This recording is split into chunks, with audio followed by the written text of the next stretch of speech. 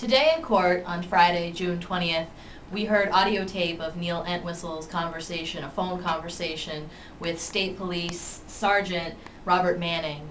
Manning had found a phone number of Neil's parents in Worksop, England, and called looking for Neil and spoke with him. So we heard about 2 hours of audio today where basically Manning asked Neil what had happened, what he had seen, what he had done, his reaction, and Neil went through and described to him finding Rachel and Lillian in the bed, feeling like they were obviously dead, covering them with a blanket.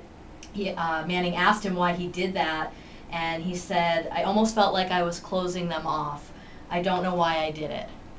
He described feeling suicidal. He went to Carver to find a gun, couldn't get in the house, went to the airport, was sort of driving around, trying to clear his head, parked, left, tried to describe to the state trooper at the time where he was, the geography, some landmarks. Neil said that he felt bad about not contacting Rachel's parents, the Matarazzos, to tell them what had happened. At one point, Manning had asked him if anything out of character had happened that day, and Neil got pretty defensive, sort of understood what was being suggested, and he said, quote, "I couldn't do that. Why would I do that?"